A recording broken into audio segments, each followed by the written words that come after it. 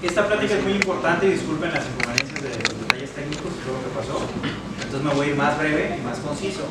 ¿Qué es lo que nos debemos de llevar? La diabetes mellitus tipo 1 hoy en día es una afección que hay hasta pues ya hay una iniciativa en el Senado de la República actualmente, que tiene mucho, hace unas semanas, para poderlo meter a gastos catastróficos, porque todos los familiares que viven alrededor de la diabetes y los pacientes gastan más del 30% de su ingreso para solamente tiras reactivas, algunos insulina, pero sobre todo las tiras reactivas, que no son tan caras, pero pues son del diario y pues son hasta 6-7 veces al día que te tienes que checar. Más aparte, pues si tienes más complicaciones vas a gastar más. Hoy en día la diabetes mellitus tipo 1 en los niños ya empieza a haber un censo, ya se sabe más o menos aproximadamente que hay 1 millón de niños y adolescentes con diabetes mellitus tipo 1 a nivel mundial. Entonces, para empezar, vamos a definir lo que es la diabetes tipo 1. Entonces, brevemente, tenemos la definición de diabetes de acuerdo a la Asociación Mundial de la Salud y la diabetes care, que es un desorden metabólico caracterizado por hiperglicemia. Eso es lo principal, o sea, va a haber una elevación de la glucosa de manera crónica, ¿sí? De resultado del defecto de la secreción de insulina o de la acción de la insulina. Recordemos que la insulina es una llave permisiva que nos lleva dentro de la célula a abrir una puerta y dejar pasar esta glucosa. Llega la insulina, se conecta con su receptor y finalmente abre la puerta para dejar pasar esta glucosa. La secreción inadecuada de insulina o la respuesta disminuida en los tejidos de acción, que recuerden el músculo, tenemos receptores de insulina, tenemos receptores en el corazón, y todas nuestras células tenemos receptores de insulina. Entonces, si tenemos un defecto en ella, va a resultar en anomalías en el metabolismo no solo de los carbohidratos, o sea, de la glucosa, sino todo lo demás que conlleva para metabolismo de grasas y proteínas. De tal suerte que vamos a tener hiperglicemia y tenemos alteraciones, por ejemplo, en el colesterol de alta densidad o de baja densidad y en los triglicéridos. Así como también puede entrar en catabolismo estos pacientes y entonces va a haber destrucción o proteólisis de estos aminoácidos porque no se está ocupando la glucosa. La fisiopatología de la diabetes es multifactorial y es de la diabetes mellitus tipo 1 principalmente. Hay diabetes mellitus tipo 2, eso ya lo sabemos. Hay también diabetes gestacional y otros tipos de diabetes. Dentro de los otros tipos de diabetes existen más de 11 tipos de diabetes, más todavía. Hay secundario esteroides, secundario fármacos, que serían esteroides, quimioterapéuticos, asociado, por ejemplo, a fibrosis quística. Hay diabetes mellitus tipo MODY, por ejemplo, que es una diabetes madura del joven, y además son ya a nivel molecular, son defectos genéticos, o la diabetes neonatal también, que no entra dentro de diabetes tipo 1, es una gran diferencia. Entonces, la diabetes tipo 1, recordemos, es principalmente mediada por autoanticuerpos. Tenemos una susceptibilidad genética, es decir, tenemos la predisposición, de acuerdo al complejo Maillard-Misto-compatibilidad, que vamos a tener esta predisposición a generar autoanticuerpos. Si a eso le agregamos los factores ambientales, por eso es multifactorial, vamos a activar esta parte y entonces la activación inmune comienza junto con las citocinas y las células beta del páncreas en los islotes van a ser atacadas. Esta respuesta inmune humoral, recordemos, va a generar por las células B entonces anticuerpos contra los islotes del páncreas, principalmente células beta. Entonces, de a tal suerte que desde el primer anticuerpo al segundo, la aparición del segundo autoanticuerpo de células beta, pues estamos ante un estadio número 1 de la enfermedad y ese es el inicio, se define como inicio de la diabetes. Eso es un modelo que se ha venido trabajando durante los últimos 10 años y apenas el año pasado ya se sacó a la luz, en el 2018 se publicó. Entonces aquí vamos a tener una glicemia normal, por eso es muy difícil pues, diagnosticar la diabetes tipo 1 en un niño que está sano, que no tiene alteraciones de la glucosa. Sin embargo, ojo, nosotros sí podemos diagnosticar la diabetes tipo 1 en este estadio cuando tenemos y estamos atendiendo a un paciente con diabetes tipo 1 y le hacemos screening a los hermanos. Entonces en una donde me sale un solo anticuerpo, autoanticuerpo, y al otro año ya me salen 2 autoanticuerpos positivos, pues ya va para allá, el hermano tiene diabetes tipo 1, ya tengo 2 anticuerpos en este, no tiene alteraciones de la glucosa, pero muy probablemente ya está en el estadio 1. Empieza a avanzar, recuerden, una insulitis, es decir, los anticuerpos empiezan a atacar las células del islote, por eso se genera una insulitis. Hay destrucción de las células beta y disminución de la producción de insulina conforme la enfermedad va avanzando y los anticuerpos van atacando. La glicemia comienza a ser anormal ya en el estadio 2 de la enfermedad, y en el estadio 3 es cuando ya diagnosticamos generalmente y manifestamos clínicamente la diabetes mellitus tipo 1. Una hiperglicemia en ayuno, por ejemplo, con síntomas característicos de hiperglicemia: poliuria, polidipsia, pérdida de peso. En los niños esas son las 3 características. Para ese entonces los anticuerpos para la célula beta cada vez van siendo mayores. Los principales y que pedimos, si se dan cuenta, es el anti-GAD65, de acuerdo a su frecuencia de aparición, los antislotes, los anti-IA2 o anti-insulina, los antitransportadores del zinc y los ICA 512. Estos 3 principales, estos 3 son los más frecuentes. Y no porque estén negativos estos anticuerpos quiere decir que no tengamos otro tipo de anticuerpos definidos ya para diabetes tipo 1, nada más que estos son los más frecuentes, pero los podemos tener negativos si están ante una diabetes tipo 1, nada más que habría que hacer más estudios de investigación, pero eso pues ya nos compete a los subespecialistas. Y el estadio 4 se define como una diabetes mellitus tipo 1 de larga duración, ya cuando podemos tener mayor riesgo de complicaciones crónicas principalmente. Pero recordemos, en el estadio 3 es cuando diagnosticamos. Y son anticuerpos, es muy importante. Hiperglicemia con anticuerpos positivos, principalmente. Esta es una imagen representativa de un corte histológico de una insulitis grave con infiltración masiva de células mononucleares dentro y alrededor de los islotes pancreáticos. Y esta otra, a su lado derecho, una insulitis menos severa con infiltración de células dendríticas en otro paciente. Aquí sí se logra diferenciar, si se dan cuenta, los islotes, bien diferente. Aquí no, aquí está lleno, todo infiltrado. Entonces, estas son imágenes de insulitis en pacientes recién diagnóstico que murieron por complicación de cetoacidosis aguda por menos de una semana desde el diagnóstico de diabetes mellitus tipo 1, para que vean cómo se infiltra y se ataca completamente y destruye completamente las células beta. Como no hay célula beta que produzca insulina, entonces disminuimos la cantidad de insulina. Podemos tener todavía insulina con diabetes mellitus tipo 1, pero ya no es suficiente para todas las puertas que necesitamos abrir para que puedan dejar pasar la glucosa. Ya no es suficiente. Recuerden, los síntomas inequívocos de hiperglicemia es polidipsia, poliuria, pérdida de peso. Y la poliuria se puede confundir con micturia o enuresis en los pacientes pediátricos. Y si se dan cuenta, polidipsia, poliuria, deshidratado. Pérdida de peso, bueno, ahí sí ya tendríamos que estar pensando en más patologías. Pero a veces ya llegan con una complicación aguda como la cetoacidosis, y es muy común en diabetes mellitus tipo 1, entonces llegan con dolor abdominal y cefalea. Entonces dolor abdominal, polidipsia y está deshidratado el paciente, puedes considerar que está cursando con una gastroenteritis. Es muy común confundirlo con eso.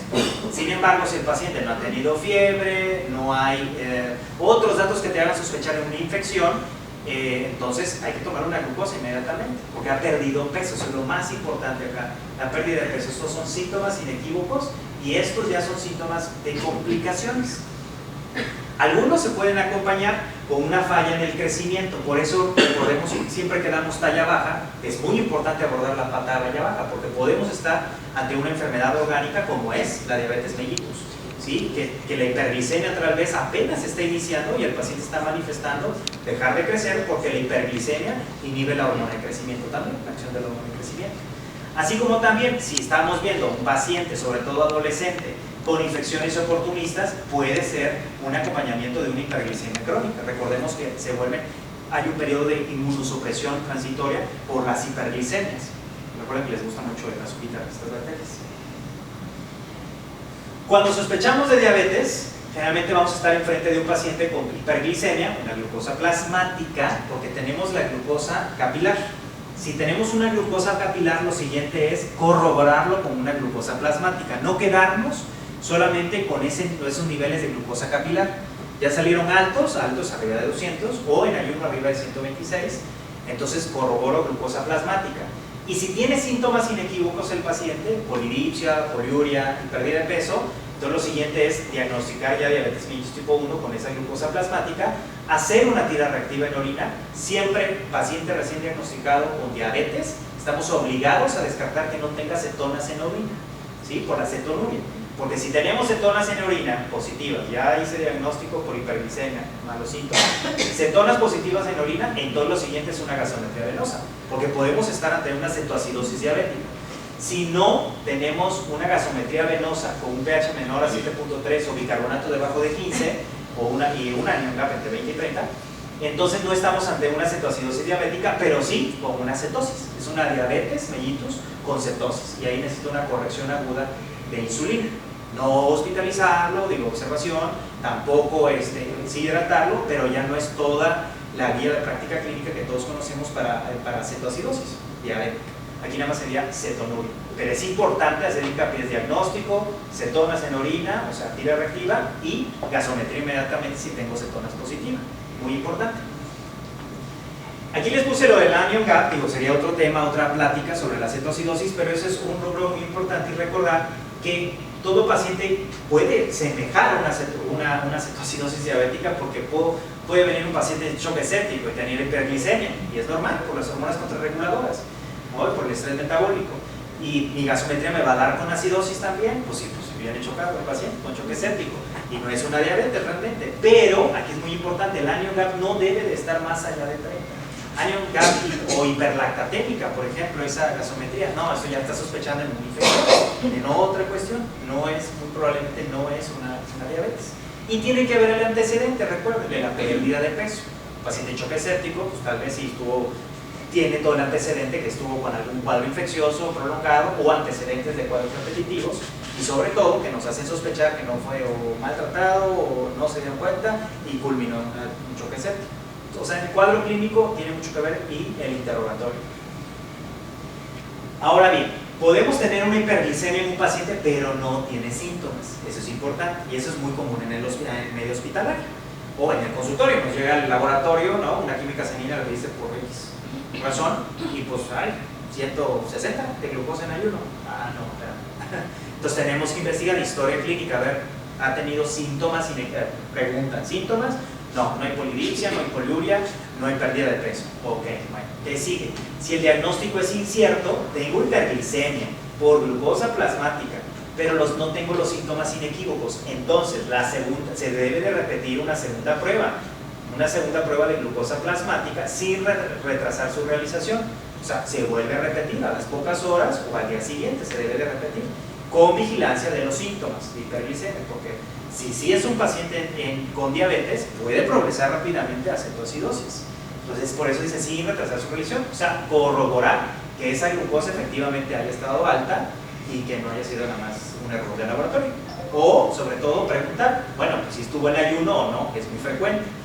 Tal vez no tuvo las 8 horas de ayuno, o simplemente si estuvo las 8 horas, pero se tomó un refresco de cola, Coca-Cola, más de 1 litro de Coca-Cola una noche antes y pastel y bla bla bla. Bueno, pues entonces por eso, ¿no? Entonces sí hay que repetir la muestra. Ahora, en algunos pacientes se puede hacer una prueba de tolerancia oral a la glucosa, pero eso ya mejor deríbelo inmediatamente al especialista, porque no en todo se debe hacer esa prueba. Si estamos ante una diabetes mellitus tipo 1 y tú le haces una prueba y realmente sí tiene, pues se le va a disparar y va a detonar tal vez los mecanismos para una cetonuria o cetoacidosis. Entonces eso por eso lo puse con asterisco. Sobre todo valorar el escenario de la hiperglicemia. Pueden ser transitorias, como aquí les puse, iatrogénica por soluciones parenterales con glucosa, muy común. Hay que calcular la glucosa kilo minuto. Las cirugías, porque te genera estrés metabólico, recuerden, adrenalina, cortisol, y esas son contrarreguladoras y elevas glucosa, estas hormonas. Y también infecciones, también el estrés metabólico en general, traumas o fármacos. Hay fármacos que ya conocemos, el salbutamol, ya conocemos, o sea, todos los que son adrenérgicos nos van a dar elevaciones de la glucosa. O el esteroide, también muy común, esteroide, la prednisona. La diferencia entre diabetes mellitus tipo 1 y tipo 2 es que la edad de aparición generalmente puede ser empezando, podemos iniciar desde los 6 a 12 meses, es lo más pequeño que podemos diagnosticar a un niño con diabetes mellitus tipo 1. ¿Sí? Y en la tipo 2 generalmente es muy común en la pubertad. La diabetes mellitus tipo 1 también, el debut es común cuando estamos iniciando pubertad, porque todos los adolescentes, bueno, todos los que están iniciando pubertad, estamos en una etapa transitoria de resistencia a la insulina fisiológica en esa etapa, más aparte que ya estabas dejando de producir insulina y eres resistente en ese periodo, pues ahí es donde es el empujoncito, ¿sale? El inicio es abrupto, o sea, semanas, 3 semanas, 2 semanas, y en una semana, hace una semana se me empezó a poner mal el doctor. O sea, empezó a tomar mucha agua, lo veo deshidratado, lo veo decaído, empezó a perder peso, así. Pero más de 3 semanas no hay muchos reportes sobre eso. Sin embargo, la diabetes mellitus tipo 1 está asociada a obesidad y 2 es muy silente o moderada. O sea, es un periodo prolongado cuando hay antecedentes de obesidad, sobrepeso y hay acantosis nígricas. Recuerda, es muy común. No es patoneumónico, pero es muy común y está asociado la resistencia a la insulina.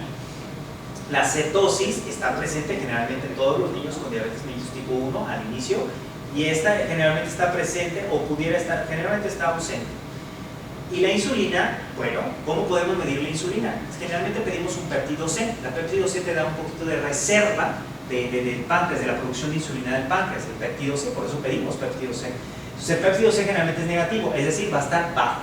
En cambio, en diabetes mellitus tipo 2, como hay resistencia a la insulina, hay sobreproducción de insulina previa por el sobreesfuerzo que está haciendo el organismo porque es resistente el cuerpo, entonces el péptido C está elevado, o sea, es positivo, está alto.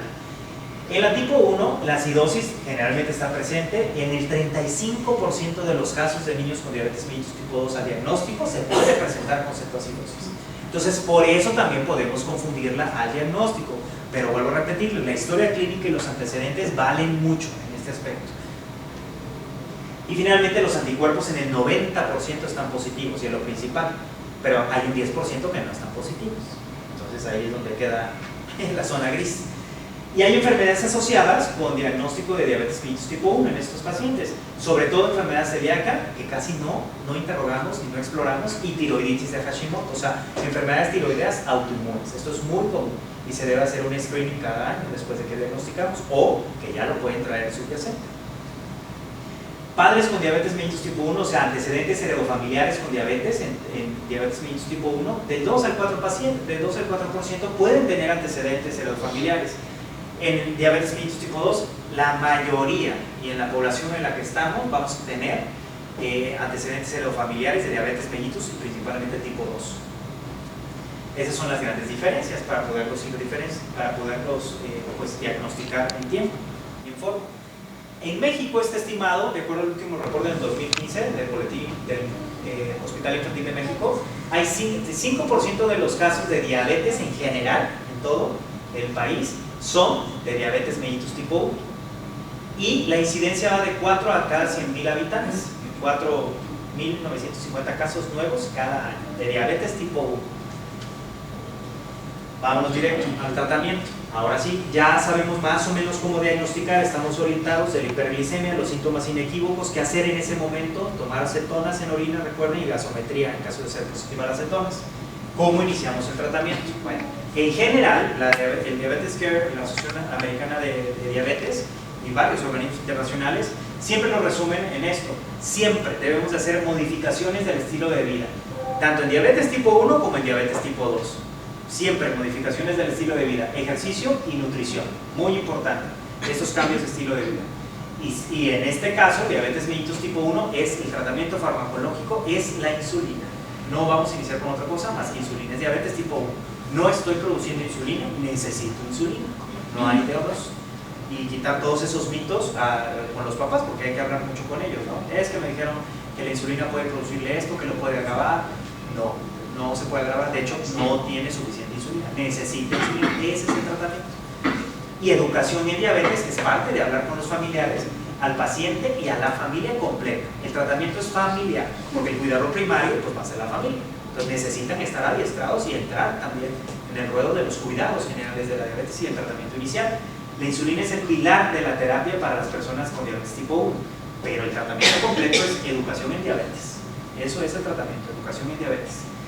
De hecho, la insulina mejora la calidad de vida, hay un mejor control glicémico a largo plazo, reduce las complicaciones microvasculares, nefropatía diabética, retinopatía diabética, previene también, obviamente, la neuropatía diabética. Y las complicaciones como las macrovasculares, hipertensión, dislipidemia, como les decía, entre mejor estemos controlados de la glucosa, o en tiempo en rango, menos complicaciones o menos riesgo de complicaciones macro y microvasculares vamos a tener, y para eso se necesita esta insulina. Y con respecto al páncreas, pues de hecho se han hecho muchos estudios, ensayos, bueno, más bien metaanálisis, donde ya se sabe que se mejora la función de la célula beta. Lo poquito que te quede de células beta funcionales te las va a proteger cuando inicias tempranamente insulina, por eso es importante iniciar de manera temprana. Hay diferentes tipos y características de insulina. Entonces tenemos las basales, eso es muy importante, insulinas basales y las insulinas prandiales, o sea, las que vamos a utilizar cada vez que el niño desayune, coma, cena, y algunos en colaciones también. Si se lleva el lonche escolar y está alto en carbohidratos, van a necesitar también tal vez inyectarse insulina. Las basales, les voy a explicar brevemente, son insulinas subcutáneas, todas, insulinas basales y prandiales hasta ahorita.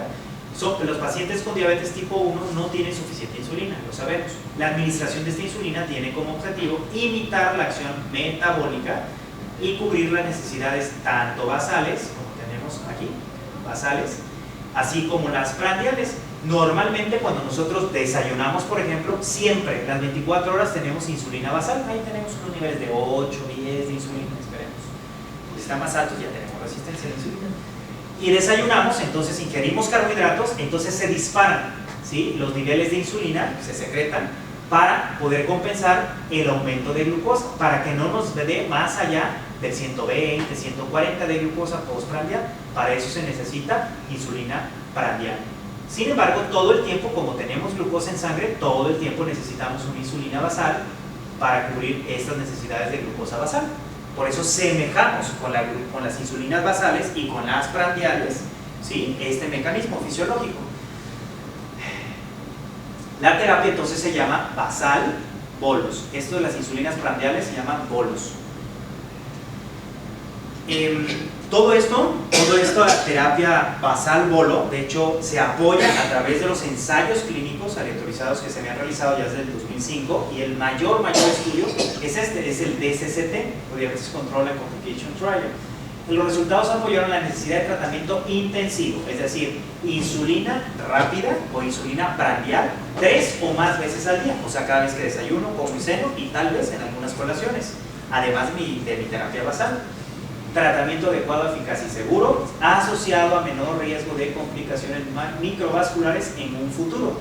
Sí tienes mayor riesgo de hipoglicemia, porque cada vez que me inyecto insulina, si no le he calculado bien y no comí lo suficiente, se me puede bajar la glucosa posterior a que me haya yo inyectado, pero para eso se requiere un adecuado apego con el paciente y educación en diabetes, lo que vamos a ver. De hecho, en este estudio, lo que les mostraba en la gráfica, lo que les mencionaba, este es el tratamiento intensivo con respecto al tiempo y la incidencia acumulada de eventos cardiovasculares, ¿sí?, es mucho menor, con una diferencia significativa con respecto a aquellos que solo utilizaron tratamiento convencional. Tratamiento convencional es 2 veces al día, nada más inyectaban, o 1 vez al día. Sobre todo en los adultos se utiliza eso. Por eso en los niños son muy intensivos. Terapia intensiva, basal, bolo y mínimo 3 veces. Los tipos de insulina que conocemos y que hay actualmente, conocemos la insulina, se puede dividir de acuerdo a su tipo de acción: ultra rápida, su rapidez, el inicio de acción es de 6 a 12 minutos, como la aspar glulicina, perdón, aquí está con una G, y la lispro, esto es más común que utilicemos, de 10 a 20 minutos el inicio de acción, apenas inyectas y en 10-15 minutos ya está iniciando. La de acción corta, que es la que antes utilizábamos y que todavía hay en los hospitales, obviamente, cuando hay eso, pues hay que usarla, ¿no? Entonces la acción corta es la regular, la R, que vemos siempre. Entonces se tarda 30 minutitos en empezar a hacer acción. La de acción intermedia es la NPH, que espero que ya no se use, pero pues, si nada más hay eso, pues hay que usarlo, ¿verdad? Pero bueno, esa NPH, que fue una de las primeras que se produjeron, de 2 a 4 horas después empieza la acción de esta insulina. Y los análogos de acción lenta o basales, que de hecho la NPH lo utilizábamos como basales anteriormente, 2 veces al día se tenía que inyectar, porque duraban, nada más, si se dan cuenta, 12 hasta 24 horas puede ser, pero 12 horas. Análogos de acción lenta o basales, ahora sí, tenemos la glargina U100, que esa es muy común, la Lantus. Es de 2 a 4 horas de que empiece a hacer efecto, pero te dura de 22 a 24 horas y no hay un pico de acción. O sea, eso es muy importante, lo de los picos de acción. ¿Se acuerdan esos piquitos? Cuando inyectas, ¡pum!, como que empieza a hacer acción y ahí empieza el riesgo de hipoglicemia. Estas no, por eso son basales, porque inyectas y ahí se mantiene y se mantiene. Entonces, la mejor insulina basal que pudiéramos utilizar es una insulina que en su conformación, al inyectar, no tenga un pico de acción prolongado, o que no tenga un pico de acción de hecho prolongado, ni siquiera como la glargina U300, que es mínimo el pico de acción, entonces disminuyes el riesgo de hipoglicemia. Y claro, la mejor insulina de acción lenta sería aquella que dure más de 24 horas, o sea, estaría padrísima que más de 4 días nos dure, ¿no? Si insulina, por ejemplo, la glargina U300 nos dura 30 hasta 36 horas. ¿Sí? Ahorita ya salió esa nueva y ya está aprobada para pacientes bueno, en pubertad, o sea, mayores de 12 años de edad, ya se puede utilizar la U300, apenas este año, antes todavía no. Y tenemos otra, la de Glube. Entonces de esta, pues tenemos entonces mi terapia basal, aquí abajo, alternativas, y el bolo, que son las de acción rápida. El inicio de acción lo tenemos que saber porque cuando le digamos al paciente se va a inyectar la insulina antes del desayuno, antes de la comida y antes de la cena, ¿cuánto tiempo, doctor, antes? Ah, pues bueno, entonces ya sé que 10 a 20 minutos tarda en hacer acción. Bueno, entonces 10 minutitos antes, si utilizo la glulicina o la listro o la aspar, la debo de inyectar. En cambio, la ultra rápida, no hombre, si quieres, si es un niño pequeño, inmediatamente cuando empiece a comer, inyéctele la insulina, porque en menos de 5 minutos va a hacer acción. No le vayamos a hacer glucosillas. Para eso sirve conocer el inicio de acción. El tratamiento con esos análogos de acción lenta, las basales, nos ayuda a disminuir la frecuencia y gravedad de hipoglicemias, disminuye la ganancia de peso producida en el tratamiento intensivo, debido a que la insulina, recordemos, son anabólicas, la insulina es anabólica finalmente. Entonces, como mete mucha glucosa a tu célula, pues todo lo demás, el ciclo de Krebs, en fin, tu mitocondria está haciendo acción y empieza a construir más y más. Entonces podemos subir de peso por exceso también de insulina y la comedera.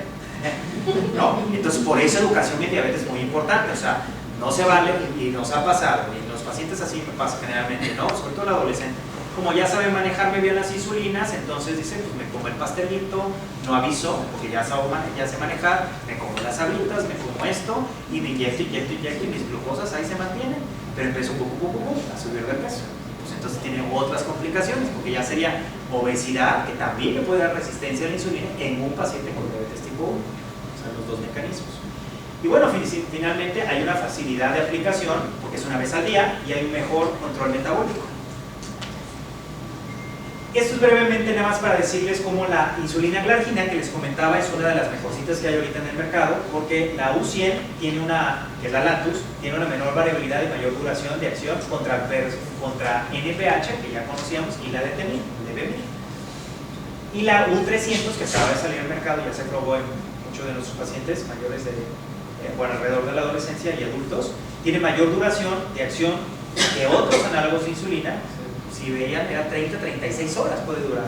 Entonces, finalmente la insulina glargina o la Lantus es el estándar de ahora, hasta ahorita se utiliza como las basales. Por eso la mayoría, si vemos, cuando iniciamos es Lantus, listo. Generalmente si tenemos listo, o si no, otra reacción rápida, pero realmente Lantus utilizamos debido a estos estudios. De las insulinas prandiales, recordemos, los análogos de insulina de acción rápida reducen el riesgo de hiperglicemia postprandial. Yo como, se me sube la glucosa, inyecto insulina previamente, empieza a hacer acción la insulina y entonces ya la glucosa ya no se me sube tanto como se me pudo haber disparado más allá de, entonces ya empiezo a disminuir los niveles en las primeras 2 a 4 horas después de la inyección. O sea, evitas esta hiperglicemia postprandial. Brevemente, nada más para que sepan, lo que utilizamos en la conformación de las insulinas son los anillos de zinc, el zinc es lo que lo mantienen unidos. Entonces, las insulinas de acción lenta tienen más zinc, porque cuando tú inyectas, entonces, de aquí a que se desbaraten esos anillitos de zinc, tarda que se libere más, entonces por eso es de acción lenta. Esa es la conformación química nada más. En cambio, las de acción rápida, como la glulicina, es de acción muy rápida, no tiene zinc, por eso apenas le inyecta empieza a hacer acción, ¡pum!, se va directo a los receptores, no necesita desbaratarse, por así decir, o desdoblarse. Este estudio es muy bonito, nada más para mencionarlo, porque en 672 pacientes con diabetes mellitus tipo 1 se utilizó la Lantus, y a unos utilizaron insulina glulicina y en otros insulina listro. Ya sé que la mayoría tenemos mucho de Lantus listro, pero nada más para que vean esta otra nueva hormona o insulina, de cómo la diferencia cuando utilizaron la glulicina con respecto a la listro les fue mucho mejor a los pacientes porque disminuyeron la cantidad de insulina utilizada a lo largo del tiempo. en las insulinas prandiales, o sea, las insulinas de acción rápida. Así como las insulinas basales, también hubo una reducción en la necesidad de insulina basal. Así, pues finalmente la insulina total. Solamente en eso se vio la diferencia. No hubo diferencia si había un mayor control metabólico de hemoglobina glicosilada o en las glucosas plasmáticas o en la frecuencia de episodios de hipoglicemia. Todos parejitos. Nada más se utilizó menos insulina. Por lo menos ese plus sí puede tener esta insulina. Entonces, además de estos estudios, se hicieron otros más donde la glulicina no está indicada en niños menores de 6 años, por eso utilizaron a niños generalmente en pubertad, o escolares, generalmente mayores de 7 años, y adolescentes. En este rúbrico de pacientes se comparó glulicina versus litro y había entre los 4 y 17 años de edad donde utilizaban solamente los niños los listro, porque glulicina quedamos que en menores de 6 años no se utiliza, estaba un poquito sesgado este estudio, pero sí hicieron los ajustes necesarios y vieron que en la comparación sí había diferencia con respecto a principalmente el porcentaje de pacientes que tenían una hemoglobina glicosilada en metas. Es decir, en este brazo de glulicina, mayor por ciento de pacientes alcanzaron las metas de hemoglobina glicada que aquellos que utilizaron insulina listro. Metas de hemoglobina glicosilada aprovechan 7%, y cada vez va a ser menos, lo más probable. O sea, no más de 6.5, pero lo más probable es que vamos hacia allá. Antes era 7.5, ahora 7, y vamos más para abajo. Tenemos que ser más con la hemoglobina glicada. Hemoglobina glicada, ¿qué es? Un promedio de las glucosas de los últimos 3 meses. Nada más, eso es lo que significa. ¿Sí? Otros estudios, como el estudio de Ginger, nos revelaron que hay un mejor control glicémico con la terapia basal bolo, que ya les había comentado, con el estudio de SST, con respecto a aquellos que tienen insulinas premezcladas. Acuérdense que hay estas mix, ¿no? Que las van a ver, sobre todo en adultos. Pero el niño definitivamente tiene que ser tu insulina basal por aparte y tus insulinas prandiales por otra, no premezclada. Hasta ahorita todos los estudios apuntan que en niños lo mejor es basal y aparte inyectarse los bolos. Hasta ahorita. Una disminución de hecho de la hemoglobina glicada con respecto a aquellas insulinas, usuarios de insulinas premezcladas, así como también la proporción de pacientes con hemoglobina debajo de 7% o en 7 era mucho mayor, o sea, tuvieron mayor número de pacientes en metas con respecto a aquellos que utilizaban insulinas premezcladas. Para poder, ahora sí, echar, pues, ustedes poder adentrarse a lo que es educación en diabetes y cómo decirle al paciente que de acuerdo a lo que come es lo que se va a inyectar de insulina, tenemos el conteo de carbohidratos. Eso lo hacemos muy frecuente con los pacientes. La mayoría debería estar en conteo de carbohidratos. ¿Qué es esto? Bueno, pues cuando iniciamos la insulina prandial, el conteo de carbohidratos nos ayuda para contar los carbohidratos de cada alimento o grupo de alimentos, y con respecto a la cantidad de carbohidratos es la necesidad de unidades de insulina. Generalmente decimos, una unidad de insulina me puede metabolizar 10 a 15 gramos de carbohidratos. Un ejemplo, una manzana verde tiene 15 gramos de carbohidratos. Esto ya está en las tablas de nutrición, por eso siempre que apoyarse con nutrición. Si no tenemos nutriólogo a la mano o no tenemos ahí, entonces a tu mejor empezar a leer si es que tenemos que entrarle al conteo de carbohidratos, de cómo están las porciones en cada uno de los grupos de alimentos. Una tortilla tiene 15, media pera tiene 15, un vaso de leche puede tener 12 gramos de carbohidratos, media taza de frijoles 20 gramos de carbohidratos, y así nos podemos ir. Entonces el paciente tiene que contar todos los días carbohidratos y cada vez que come. Eso es muy importante. Entonces eso es en el día a día, es algo tedioso, pero al principio si aprenden esta herramienta es muy útil para ellos. De hecho, la Asociación Americana de Diabetes señala que el conteo de carbohidratos debe ser aprendido por todos los pacientes con régimen intensivo, o sea, basal bolo, ¿sí? Y tratar en lo posible de contar con el apoyo del área de nutrición, y esa cantidad de tipo de carbohidratos son los determinantes, de hecho, de la glucosa postprandial. Pues depende de lo que coma y la cantidad de insulina, de acuerdo a esa ecuación que vamos a hacer, o la suma resta que vamos a hacer, división, es cómo me va a ir después de los alimentos. Por eso es importante que el paciente se conozca, bueno, que nosotros lo conozcamos y que transmitamos esta información. Ejemplo, un plato de arroz mediano tiene 45 gramos de carbohidratos, ¿sí? Más 3 taquitos de bistec, 15, 15, 15, que es la tortilla. La proteína no tiene carbohidratos, entonces son 45 gramos de carbohidratos.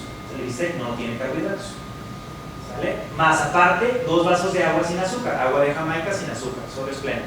0 gramos de carbohidratos, 45 y 45, pues ya simplemente con el platito de arroz ya te aventaste tus 45 gramos de carbohidratos.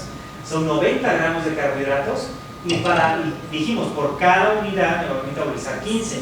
Entonces 45 gramos necesito 3 unidades de insulina. Más otros 45, otras 3. Y esto pues ya no.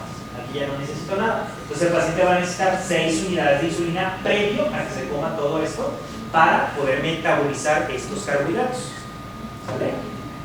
Ahí está. Las metas de esta nutrición, no solamente el conteo de carbohidratos, las metas de la nutrición, porque no solamente es contar los carbohidratos para ver cuánta insulina me pongo, tiene que ser una dieta balanceada, porque la meta es alcanzar niveles óptimos de lípidos también, no solamente la glucosa, triglicéridos, colesterol HDL, LDL y colesterol total. Proporcionar calorías adecuadas. A veces somos restrictivos con los pacientes o creemos que la diabetes tipo 1, en los niños sobre todo, no, pues que no coma azúcares, que no coma nada dulce, no comas mango, no comas no sé qué, y no, pues no. O sea, el niño tiene que tener su dieta normalita como cualquier paciente, como cualquier otro, niño, un paciente pediátrico.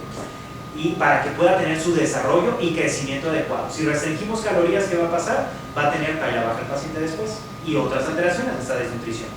Entonces, mejor la herramienta de contar los carbohidratos de acuerdo a su alimentación y el plan nutricional para ver cuánta insulina requiere de acuerdo a su nutrición balanceada. Es muy importante, porque hay que satisfacer esas necesidades metabólicas en periodos críticos de crecimiento, escolares y pubertad. Acordémonos. Me va a retardar complicaciones crónicas, de hecho, una nutrición adecuada, como hipertensión arterial y enfermedad cardiovascular, porque si no aprendemos a comer, pues finalmente vamos todos, la mayoría, por ser latinoamericanos, tenemos riesgo cardiovascular, más diabetes, otro riesgo más. ¿Cómo iniciamos tratamiento inicial con insulina? Entonces, generalmente utilizamos de 0.6 a 0.75 unidades kilo día iniciales, en un paciente que te acaba de llegar, que acabas de diagnosticar, no tiene cetoacidosis, pero vas a iniciar el tratamiento o ya revirtió la cetoacidosis, también es otra. Entonces, en promedio, esta es una dosis segura, decimos, pero se puede ir desde 0.4 hasta 1 o 1.5 unidades, ¿no? Entonces, de la dosis total que calculamos por kilo, la mitad la vamos a calcular para acción lenta o basal, o sea, la ANTUS, ¿no? La mitad de todo el total. Y la otra mitad la vamos a dividir en 3 para que sea en acción rápida, o sea, 1/3 de esa mitad va a ir para el desayuno, 1/3 para la comida y 1/3 para la cena, para insulina de acción rápida. Recuerden, la mitad, insulina basal, y la otra mitad, entonces, dividirla en 3 para desayuno, comida y cena. ¿Sale? Primera semana de tratamiento hay una resistencia relativa a la insulina, sobre todo si llegó en cetoacidosis el paciente. Hay mucha resistencia a la insulina, entonces te vas a ir más arriba de la dosis de 0.6. Puede llegar a 1, puedes iniciar y ser un paciente de 7, 8 años y 1 unidad por kilo día. Sin embargo, si hay pubertad, va a haber una resistencia fisiológica, les comentaba, a la insulina. Entonces nos podemos ir a iniciar desde 1.5. Se van a dar cuenta que a veces los primeros 3 días inicias y y le subes y le sirve y nada. Pero las siguientes 2 semanas empieza a bajar la glucosa y le empiezas a bajar la insulina. A esto se le llama fase de luna de miel, que hay una remisión parcial en los primeros 6 a 12 meses próximos cuando iniciamos tratamiento con insulina. El cuerpo capta esa señalización de que estás utilizando insulina externa o exógena y hace su máximo esfuerzo el páncreas, se exprime, por así decirlo, lo más que se puede y produce más, lo último de insulina que tiene. Entonces la insulina que está produciendo de más la insulina que le inyectas, entonces vas bajando los niveles de insulina que requiere.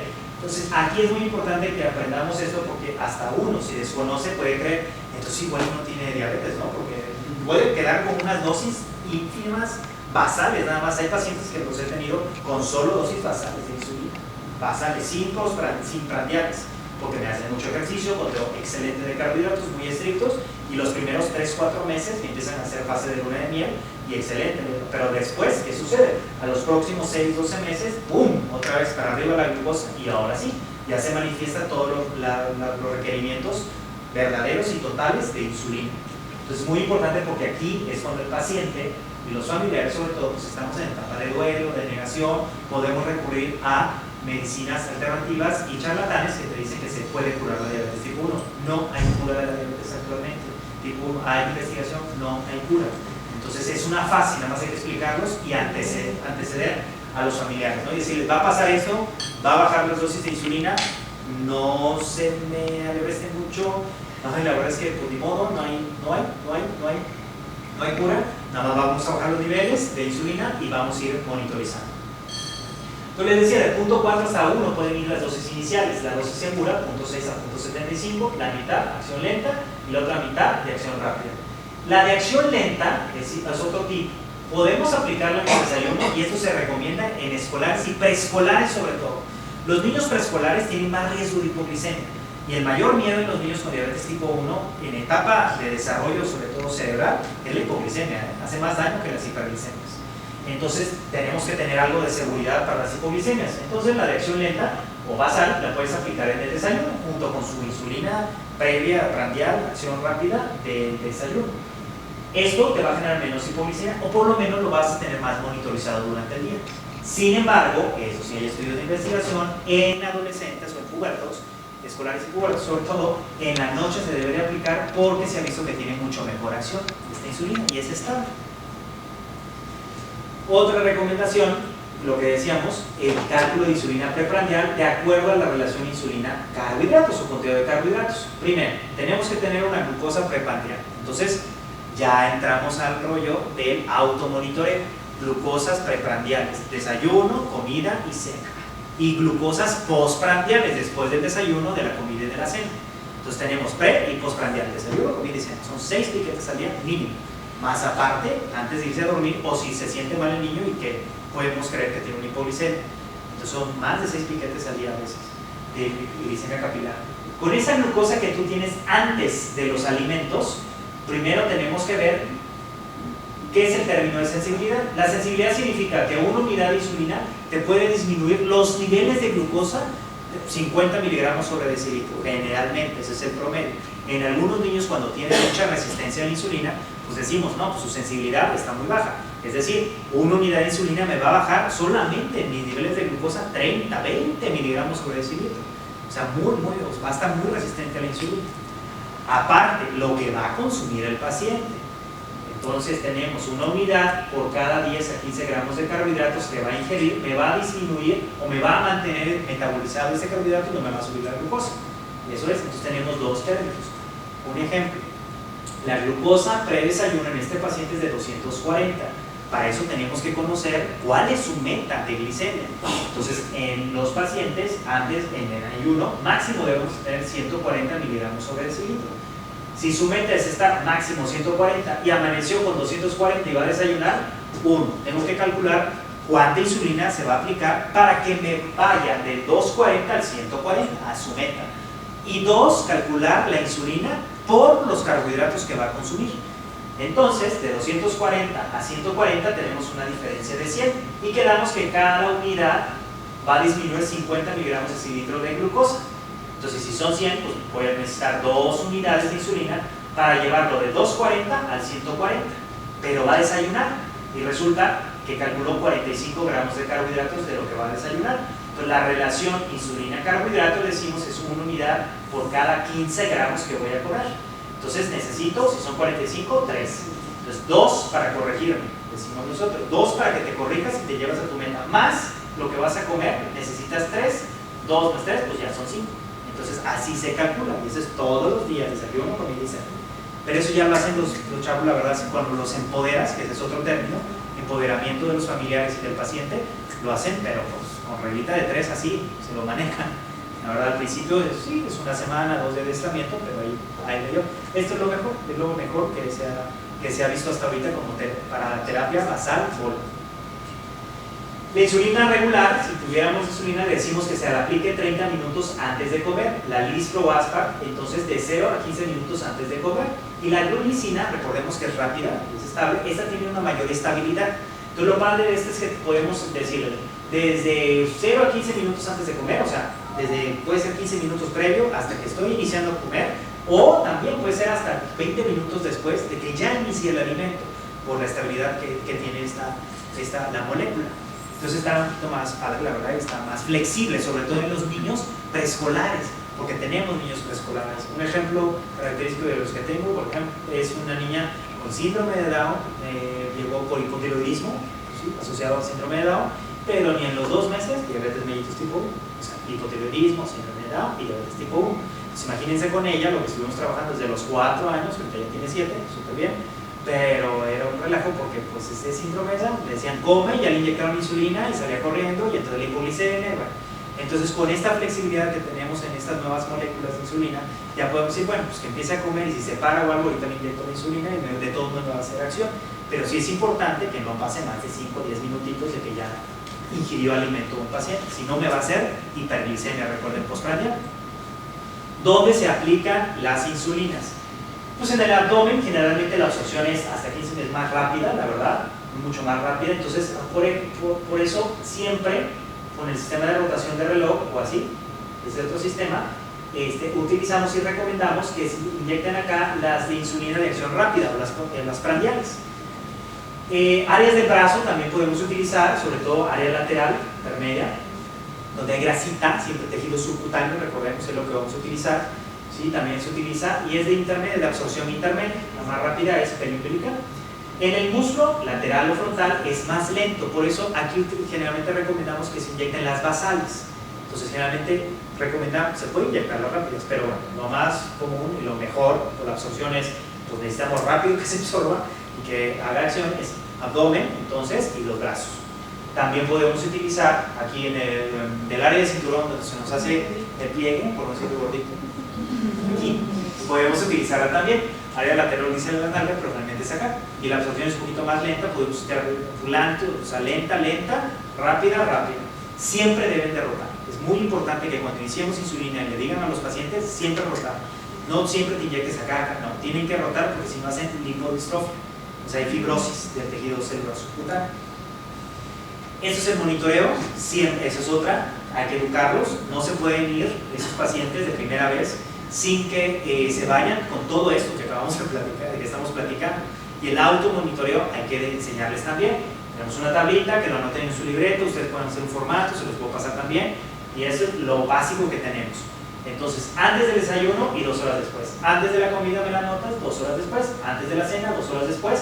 Y en la madrugada, en la primera semana, sí tenemos que estar monitorizando por el riesgo de hipoglicemia, sobre todo en niños pequeños. Siempre podemos anotar en otro apartado el tipo de insulina que se está aplicando y las observaciones. No, pues hizo hipoglicemia, le di un poquito y recuperó, o hizo hiperglicemia y le corregí. Para eso sirven esas observaciones, para decir si hubo cosas extra a lo que ya está la terapia establecida. Es una herramienta fundamental para conocerse y valorar la eficacia del tratamiento, para el paciente sobre todo, y es la herramienta para el médico. No puedo, o sea, ¿cómo voy a bajar insulinas? Se siente mal el paciente, pero ¿cómo están tus glucosas? O sea, necesito ver las glucosas. Acuérdense que la diabetes es hiperglicemia, o sea, la fisiopatología, entonces necesito ver las glucosas. Eso se tiene que llevar a casa siempre el paciente, que se tiene que determinar esas glucosas siempre. Enseñar el automonitoreo al paciente y a los familiares desde el diagnóstico. Me dice antes y 2 horas después de los alimentos, nocturna importante en pacientes tratados con insulina por el riesgo de hipoglicemia. Tenemos otras formas de monitoreos actualmente, varios pacientes cada vez más. Ya a Chiapas no ha llegado todavía este monitoreo flash, por ejemplo, dispositivo, es un botoncito y tienes aquí por medio inalámbrico, puedes checar tus glucosas, hay una variabilidad, después se podría hablar de eso. No he llegado específicamente, pero pues, por internet lo puedes pedir y te llega a casa. Y está muy padre, la verdad, y es muy para que no te estés picando tan frecuente, y a los niños sobre todo. Nada más hay que estar picando o calibrando de vez en cuando y corroborando para tomar decisiones. Y tenemos también el monitoreo continuo de glucosa, que ese es fenomenal. El monitoreo continuo de glucosa, esta conchita, actualmente tenemos una sola marca, ya se lanzó otra marca, ya son 2 microinfusoras de insulina también, de diferentes marcas, así como monitoreos continuos de glucosa, que podemos utilizar, y eso te da 24 horas, glucosa intersticial, se puede conectar al aparato también, entonces el niño puede estar viendo y tomando decisiones con respecto a si se le está subiendo la glucosa, porque tiene examen, está medio en un examen, y pues tiene que corregir para que no se desconcentre por la glucosa elevada, o baja también. Tengo hipoglicemia, no me había dado cuenta, y entonces estoy en medio de un campo de fútbol, estoy jugando, entonces me paro, bajo mis niveles de insulina, meto y sigo jugando, ¿no? Me corrijo y para eso sirve, pero cada vez hay más tecnología alrededor de la diabetes, eso es muy importante. no hay tanto acceso, no todos podemos, claro, por la cuestión económica, pero cada vez están abriendo más por la competencia que hay. Tiempo en rango, nada más para que sepan, pues si les llega algún pacientito, el tiempo en rango actualmente es lo que se define el porcentaje del tiempo que el paciente está entre sus metas de glucosa, es decir, que está entre 100 y 160, por ejemplo, de glucosa, o 180 en todo el día. ¿Qué porcentaje de tiempo está? ¿Qué es lo que está no sustituyendo, sino lo que antes utilizamos como porcentaje de hemoglobina, actualmente de hemoglobina glicosilada, actualmente utilizamos porcentaje de tiempo en rango?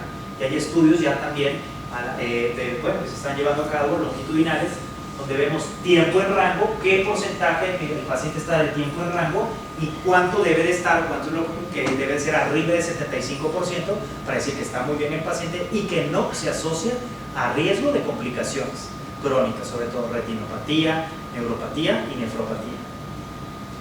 Finalmente tenemos las complicaciones agudas de la diabetes, que ustedes bien ya conocen, cetoacidosis diabética, y la otra que puede suceder es la hipoglicemia.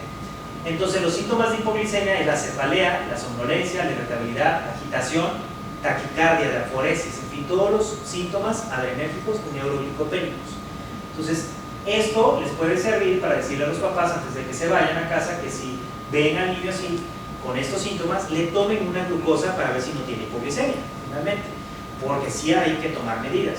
Si tenemos hipoglicemia, se define debajo de 70, entonces, si no tiene síntomas, no se siente mal el niño, fue casual, la glucosa que le tomaron y salió abajo de 70, que se come una porción de frutas, porque eso te da de 9 a 15 gramos de carbohidratos, o hay glucosa en tabletas, ¿sale? Ya hay glucosas en tabletas, que son los Dexcom. Entonces eso se consiguen en Walmart y en todas las áreas donde están las farmacéuticas, de los supers, ya hay tabletitas, se puede echar 2 tabletitas y a los 15 minutos, por decirlo arriba de los 15, podemos ver si ya está por arriba de 100 o el 100. Si está debajo de 70 pero tiene síntomas, necesitamos subir la glucosa inmediatamente. ¿Qué necesitamos? Tomar, por ejemplo, 150 mililitros de jugo de frutas, si es que hay en casa, porque eso te aporta más o menos 15 a 20 gramos de carbohidratos y 15 gramos de glucosa en tableta, o sea, bastantes gramos de carbohidratos para subirlo rápidamente. Se checa en 15 minutos y por lo tanto debe de subir a 100. Decimos jugo de frutas porque es un medio líquido, entonces la absorción es mucho más rápida y lo necesito subir porque tiene síntomas. Sin embargo, si tengo una hipoglicemia severa, menos de 55, tenga o no tenga síntomas, está debajo de 55, tiene riesgo inminente de poder convulsionar el paciente. Entonces, inmediatamente algo líquido, si las condiciones del estado de alerta lo permiten. Si está inconsciente el paciente, pues hay que correr al hospital más cercano, al centro de salud, para corregir glucosa intravenosa, ¿sale? Ahora, no necesariamente tenemos que correr a un hospital o centro de salud. Si tuviéramos todos, o bueno, hay que adestrar a todos los pacientes, conseguir su glucagón. Este glucagón es como el EpiPen que tienen de la adrenalina para los pacientes que son alérgicos, ya por ejemplo, piquete de avispa, igual el glucagón, y ya está nada más para sacar, inyectar inmediatamente en casos graves de hipoglicemia. ¿Para qué? Porque no debe de morir los pacientes con hipoglicemia severa. Es un paciente con diabetes, si está bien educado, pues no debe de pasar. Recuerden que acaba de pasar una noticia no hace un mes, 2 meses, de la futbolista de la Reserva de la América. Entonces, no se supo bien siempre si fue una hipoglicemia o si fue una cetoacidosis. Aparentemente fue una complicación, no se supo. La verdad, no desconozco porque la noticia no cuadra muchas cositas y hay mucho debate entre los endócrinos. Entonces, si fue una hipoglicemia, lo dudamos mucho, tenía muchos años con diabetes la jugadora, entonces tiene su glucagón seguramente, entonces es difícil. Cetoacidosis puede ser, porque ya después de muchos años pierden estos síntomas en los pacientes, tanto de hipoglicemia como de cetoacidosis, sobre todo de hipoglicemia, perdemos esta capacidad de que el cuerpo manifieste la hipoglicemia. Entonces hay que estar alertas y educando a los pacientes que deben de checarse su glucosa rutinariamente. Y en el caso de ejercicio, ni se diga, voy a iniciar ejercicio, actividad física, me tengo que checar la glucosa. Puedo tener riesgo de hipoglicemia severa. Riesgo de cetoacidosis va a suceder cuando las glucosas estén arriba de 150, puede haber deshidratación, mucha sed, dolor abdominal, náusea, dolor de cabeza, como ya bien sabemos, y sobre todo, pues poliuria, ¿no? Porque tenemos hipoglicemia. Hay que checar siempre cetonas en orina, hay que adiestrar a los pacientes y decirles eso, que cuando presenten esos síntomas que se cheque la glucosa. Si todo el día ha estado alto el niño y se siente mal, chécale cetonas en orina. Si tiene cetonas, inmediatamente descartar con gasometría venosa, pues ni modo, córrele, vámonos o nos vemos, gasometría venosa para descartar cetoacidosis. Las complicaciones crónicas que ya conocemos, todo lo que hicimos anterior y lo que hablamos, la educación en diabetes es para evitar las complicaciones crónicas. La hiperglicemia no duele, recuerden, nos puede dar cetoacidosis y eso se siente horrible, por lo que me han platicado los pacientes. Se siente muy feo. Sin embargo, lo que estamos haciendo es evitando las complicaciones cuando tenemos glucosas en tiempo en rango. Entonces evitamos neuropatía diabética, evitamos nefropatía diabética y evitamos retinopatía. Y recordemos, estas complicaciones no son reversibles. Así como la diabetes no se cura, estas complicaciones no son reversibles. Entonces tenemos que sumar esfuerzos, adiestrar, educar en diabetes para que el paciente pues, pueda lograr una vida sana, porque se puede lograr una vida sana. Como conclusión, entonces tenemos que se requiere el diagnóstico oportuno de diabetes mellitus para evitar la complicación aguda como la cetoacidosis. Es decir, desde las etapas tempranas, ya cuando tenemos hiperglicemia, por favor, ya hay que investigar qué otros antecedentes hay, para que no lleguen solamente diagnosticándose con cetoacidosis los pacientes. No necesariamente tienen que llegar así. La insulina es necesaria en todas las personas que viven con diabetes. No hay vuelta de hoja. Necesitan insulina. Y el esquema basal-bolo es lo indicado para evitar complicaciones crónicas. Y, de hecho, el esquema basal-bolo se asocia con mejor control metabólico en niños y adolescentes con diabetes mellitus tipo 1, como vimos. Un esquema o brazo intensivo, decimos nosotros. El manejo multidisciplinario desde el inicio incluye educación en diabetes, principalmente hablar de la insulina, de cómo se inyecta, dónde se inyecta, se refrigera, no se refrigera, el paciente se va a casa, sabemos si tiene refri, si tiene hielera por lo menos, sobre todo cuando estamos en medios hospitalarios en situaciones precarias. Entonces no se puede ir sin que sepamos eso, que si ya se va con su glucómetro, no han comprado mi glucómetro y no, ya se va. ¿Cómo? Entonces, ¿cómo se va a checar la glucosa? Hablar del automonitoreo, del ejercicio y todo lo que nos puede ayudar, y sobre todo corroborar que las glucosas sean antes del ejercicio corroboradas para que no tengamos hipoglicemias, además del apoyo con psicología, muy importante. Cada vez más tenemos este ámbito, nos están haciendo parteaguas y bueno, incidencia en salud mental, a la familia y al paciente. La familia también se estresa, la familia también de un paciente con diabetes, que es una enfermedad catastrófica, finalmente sufre también, junto con el paciente. Y como ellos son los cuidadores primarios, pues tenemos que estar con una muy buena salud emocional y mental. Y el paciente pues necesita salud emocional, sobre todo un niño con pubertad, donde se siente limitado por vivir en diabetes. Pero la diabetes, o vivir con diabetes más bien, no es una limitante, se requiere disciplina. Efectivamente, como vimos, controlar carbohidratos, me inyecto mi insulina, checar periódicamente con médicos, en fin, hacer ejercicio, tener una nutrición adecuada, disciplina finalmente, una red de apoyo, personal de salud, paciente y familia, y viven sin límites. La diabetes se vive sin límites. Como acabamos de decir, hay una jugadora que tenía diabetes y jugaba, estaba en las fuerzas, ¿no? de la América. Hay Nacho Iglesias, por ejemplo, ahorita con el Día Mundial de la Diabetes también vuelve a salir su biografía. Nacho Iglesias es del Barcelona, si no mal recuerdo, no sé si ahorita está en otro equipo, pero es desde los 14 años, tiene diabetes y es jugador del Barcelona. Y así tenemos Halle Berry, tiene diabetes tipo 1 y es actriz de Hollywood. Bueno, ni se diga, Nick Jonas, de los Jonas Brothers desde hace mucho tiempo. Este chavo es un actor y actualmente fundó Beyond Type 1, se llama, que es un movimiento que hacen sobre diabetes tipo 1 y anda con su microinfusora y canta, actúa y baila y todo, ¿no? O sea, el chiste es la disciplina y la educación en diabetes. Perdón que haya ido muy rápido, pero traté de resumir lo más que se pudo y pues es información muy importante. Si gustan, ahí está mi correo, yo le puedo pasar algunas diapos, sobre todo para el inicio. Yo sé que a veces para el inicio de las insulinas, previo a que vayan con el especialista, es importante tener esta información. Cualquier duda, pues ahí está el correo. Ya porque no nos desvelemos tanto. Gracias.